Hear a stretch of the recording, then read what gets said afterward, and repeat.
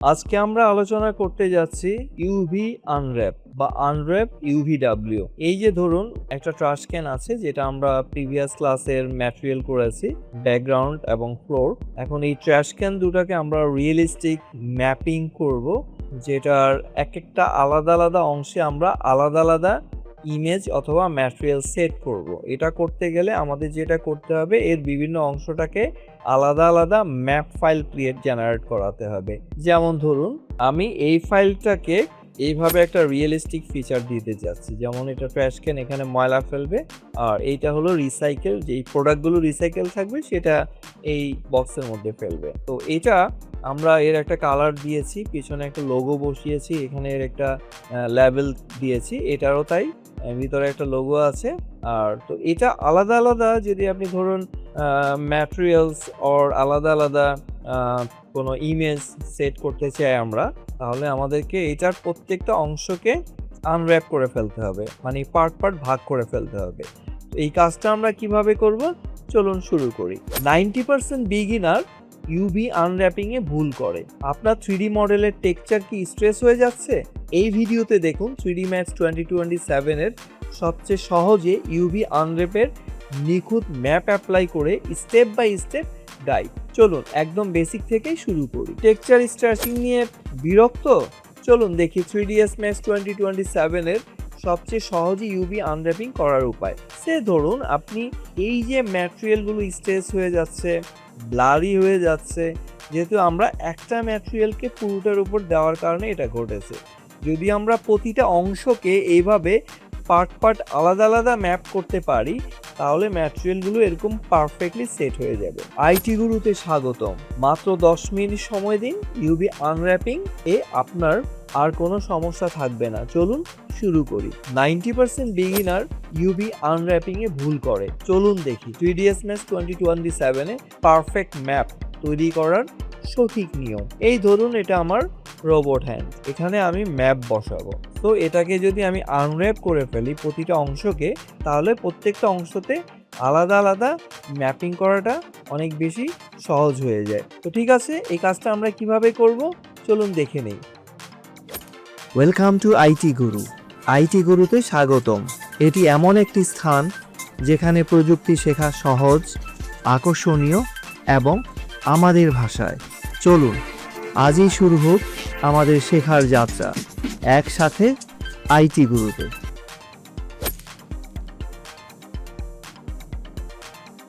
এখন আমাকে একটা একটা করে কাজ করতে হবে। সে ধরুন আমি প্রথম ট্র্যাশটা নেই, এটাকে নিয়ে আমি চলে যাব মডিফায়ারে। এখানে আমি এখান থেকে চুজ করব ইউএন, লিখলেই এই যে আনর্যাপ ইউভিডব্লিউ, এই মডিফায়ারটা এখানে চলে আসবে। আপনি এটাকে এখানে ইনক্লুড করবেন। এবার আমরা চলে যাব এর এডিটরে, এই যে ওপেন ইউভি এডিটর। এডিটরের মাধ্যমে আমি পুরো জিনিসটাকে আনর্যাপ খুব সহজে করে ফেলতে পারবো। তো আমি ওপেনে চলে যাচ্ছি। এখানে আমরা এই যে মূলত দেখুন এই যে পুরো জিনিসটা আমার এখানে চলে আসছে। এটা আমাকে ধরার জন্য এখানে যেরকম আছে select by element by UV, আমি এটা দিয়ে ওটাকে সিলেক্ট করতে পারি।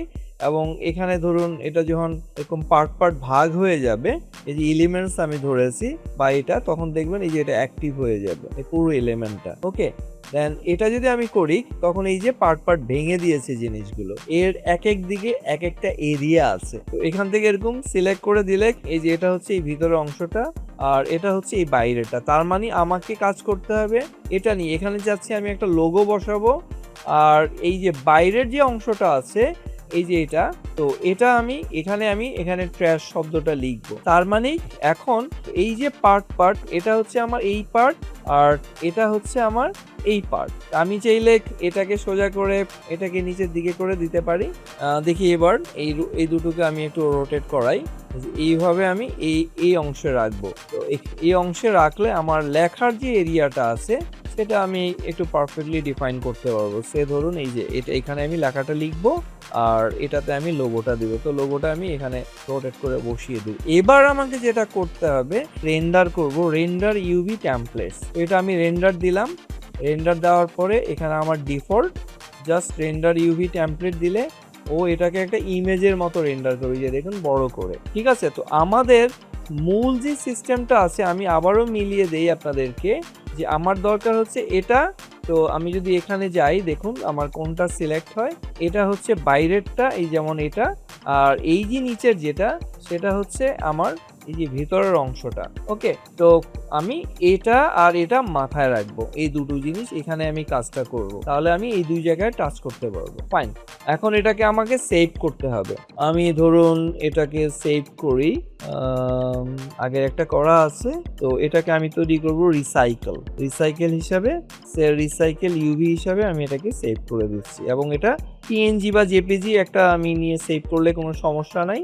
সে ধরুন এটাকে জেপিজি হিসাবেই করছি। ওকে, এটার নাম দিলাম কি, রিসাইকেল ইউভি।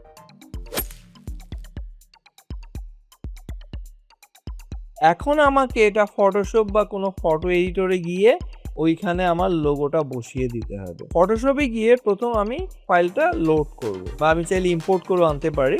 এখানে দেখুন এই যে আমার এই যে ইউভি, এই যে রিসাইকেল ইউভি পিএনজি, এই ফাইলটা আমি খুলব। আর এর সাথে আমার রিসাইকেলের একটা আছে, এই যে লোগো আছে, এই দুটো ফাইল আমি একসাথে লোড করি। এটা আমি আগে নেট থেকে নামিয়ে নিয়েছি, আপনি চাইলে যে কোনো একটা রিসাইকেলের লোগো নামিয়ে নিতে পারো, গুগলে গিয়ে সার্চ দিলে পেয়ে যাবেন।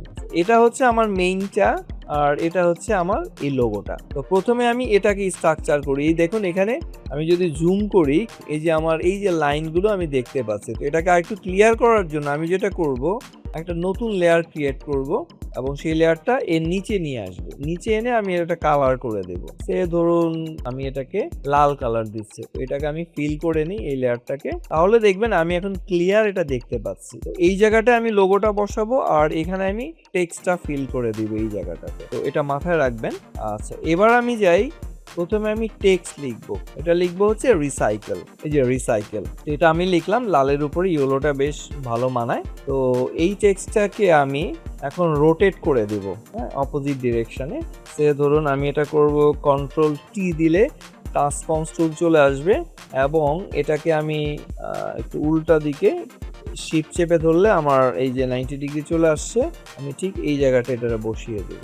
এখন আমরা দেখব এটা এখানে ওইখানে গিয়া রিয়েলিস্টিক ইমেজ ফিচার আসে কিনা। এটা অনেক সময় নিশ্চিত হওয়া যায় না। সো এখানে যদি যেভাবে থাকে তার অপোজিট ডিরেকশন এইভাবে থাকতে হবে। তো সেটা আমরা কিভাবে করব আমরা একটু দেখি। আগে আমি এভাবে বসালাম। এখন আমি যেটা যাব, এই যে এখান থেকে এই লোগোটাকে আমি কাট করে বা কপি করে আমি এখানে গিয়ে পেস্ট করে দেব। এই যে এটা আমার চলে আসছে, এবং এগুলো সব আমার লেয়ারের উপরে থাকবে। এই যে টেক্সট এবং এটা, এগুলো আমার যে বেজ লেয়ার তার উপরে থাকবে। এটা হচ্ছে আমার মেইন এই যে ড্রয়িংটা। ওকে, আমি এটাকে সরিয়ে নিই। আচ্ছা, এই যে এখন এই যে লোগো লেয়ারে আছে, আমি কন্ট্রোল টি দিয়ে এটাকে আমি ট্রান্সফর্ম করে একটু ছোট করে নেব। এটা চলে আসছে। অর প্রেস করে আপনি এই যে এটাকে একটু ছোট করে দিলাম। তো যেহেতু আমি এখানে বসাবো, আপাতত আমার ধারণা চলবে। আমি এখানে এটাকে নিয়ে আসি, নিয়ে এসে আমি একটু রোটেট করে দেবো। আবার কন্ট্রোল টি, এরপরে অর প্রেস করে অথবা শিফট প্রেস করে আপনি এই যে এইভাবে 90 ডিগ্রিতে রোটেট করিয়ে দেবেন। এরপরে আপনি এটাকে একটা স্ট্যান্ডার্ড জায়গায় বসিয়ে নেবেন মাঝ বরাবর। আচ্ছা, ফাইন। এখন আমরা এই যে লাইনগুলো আছে, এটাকে তো আমরা রেখেছি আসলে মূলত এখানে সেট করার জন্য। তো টেক্সটটাকে আমি নিয়ে আসি আলাদা লেয়ারে। এখন টেক্সট লেয়ারে থেকে আমি কন্ট্রোল টি দিয়ে এটাকে আমি রোটেট করে, আগে এটাকে একবার করেছিলাম বাট এটা চেঞ্জ হয়ে গেছে। 90 ডিগ্রিতে নিয়ে আসছি। এখন আমি এখানে এই যে বসিয়ে দেবো। এটাকে একটু মাঝ বরাবর রাখি, সমস্যা নাই। নিচ থেকে একটু গ্যাপ রাখি, উপর থেকে একটু গ্যাপ। ওকে, এখন যেটা করতে হবে আমাকে, এই যে লেয়ারটা আছে এটাকে আমি এখন অফ করে দিই। তাহলে আমি একদম পারফেক্ট এরকম রেড কালার, তার মধ্যে এই যে পজিশনে আমি বসাবো সেই পজিশন মতো এটা বসে যাবে। যদি আমি এই কোঅর্ডিনেটটা না জানতাম তাহলে আমি ঠিকমতো বসাতে পারবো। এবার আমরা এই ম্যাজিকটা দেখি। আমি এটাকে কি করব, এক্সপোর্ট করে দেই। Export as PNG or JPG, what ever, যে কোনো একটা ইমেজ ফরম্যাটে আপনি এটাকে এক্সপোর্ট করে দিবেন। এক্সপোর্ট। তো আমি এবার আমার লোকেশনে, আগে একবার এটা করা ছিল, জাস্ট আমি আবার আপডেট করে নিচ্ছি। ফাইন, এখন এই ইমেজটা তৈরি হয়ে গেছে। আমি এখানে রাখি যদি কোনো আমার এডিটিং প্রয়োজন হয়।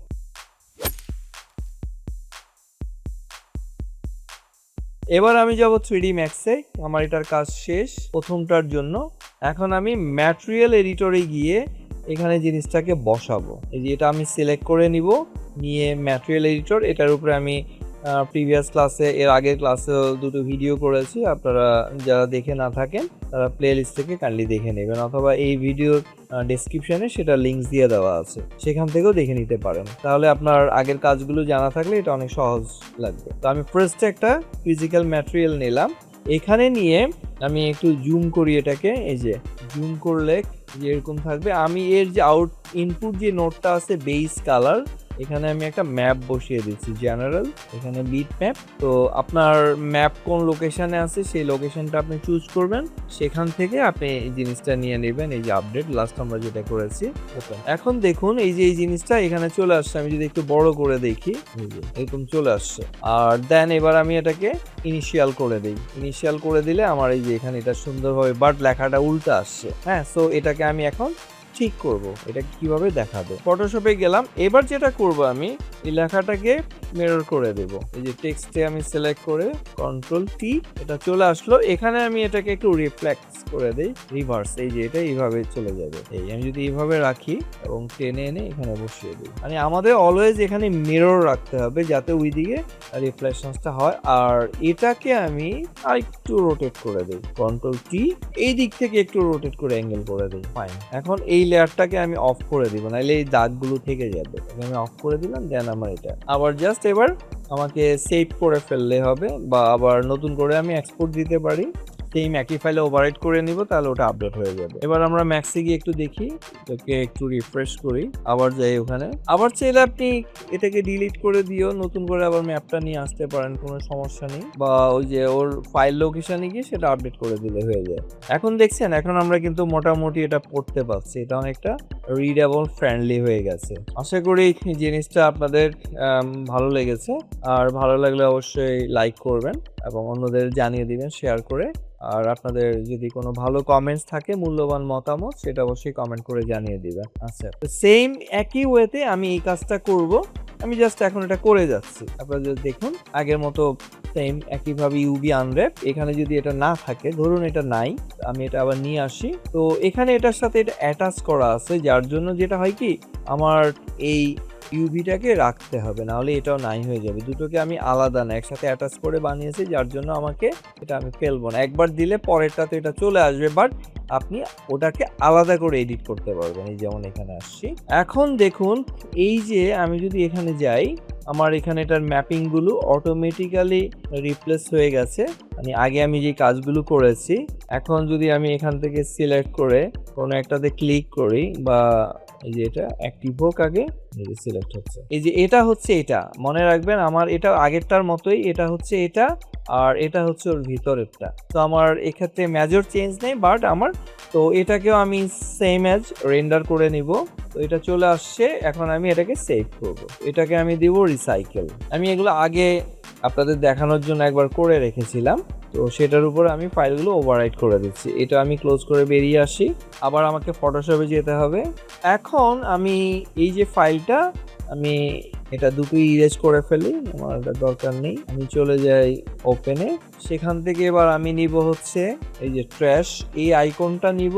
এখানে এসে আমি খুঁজবো হচ্ছে ট্র্যাশ জেপিজি, আর এর সাথে আমি নিব হচ্ছে ওর যে ট্র্যাশ লোগো, এটাও আমি নেট থেকে নামিয়ে নিয়েছিলাম লোগোটা।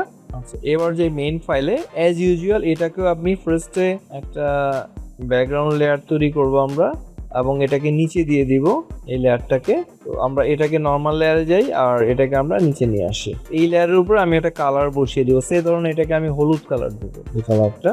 এখন একে আমি ফিল করিয়ে দিই, এটা হবে আমার ইয়েলো অলরেডি আছে, যেহেতু ওটা উপরে আছে আমি দেখতে পাচ্ছি না ওটার ব্ল্যাকের কারণে।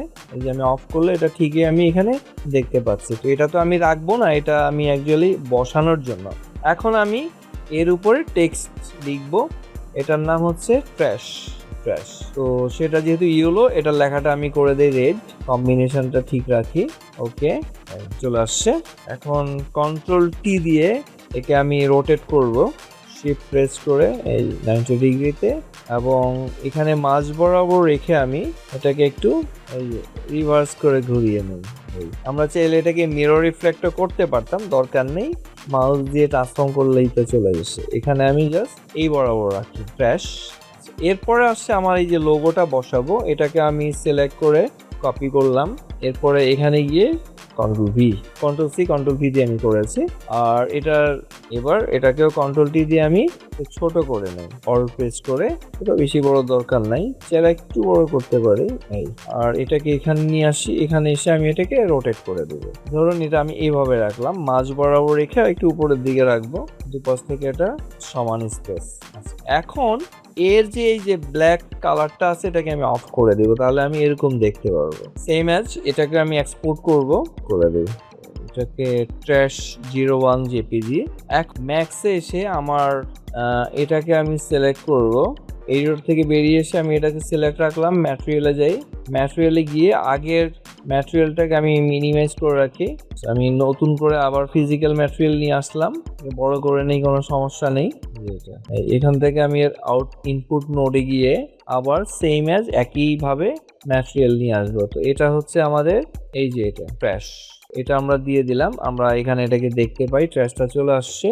আর এটা দিয়ে ইনিশিয়াল আসবে, এই যে এবার আমরা পারফেক্টলি পড়তে পারছি। হ্যাঁ, এটা এই দিক থেকে। তো আমি চাইলে এটা উপর থেকেও পড়তে পারতাম বা পাশ থেকে পড়তে পারতাম। তো আপনি জাস্ট একটা লেবেলিং করলেন এখন, যাতে সেটা রিডেবল হয়। যেমন আমরা এখানে লোগোটা পারফেক্টলি বসেছে, লেখাটা ঠিক আছে। এই যে আমরা ম্যাপিং করলাম আলাদা আলাদা এরিয়াতে, আমি চাইলে অন্য এরিয়াগুলোতেও বসিয়ে নিতে পারতাম। যেমন এই পাশটায় কিছু দিয়ে রাখতে পারতাম, সেখানে অন্য কোনো ছবি বা অন্য কোনো বা এই লোগোটাই পাশে এখানে আমি বা টেক্সটটা পাশে আমি এখানে লিখে রাখতে পারতাম। তো এটা আপনারা নিজেরা করবেন, সব সাইডে রাখবেন যেন মানুষ যে কোনো ভিউ অ্যাঙ্গেল থেকে জিনিসটা বুঝতে পারে।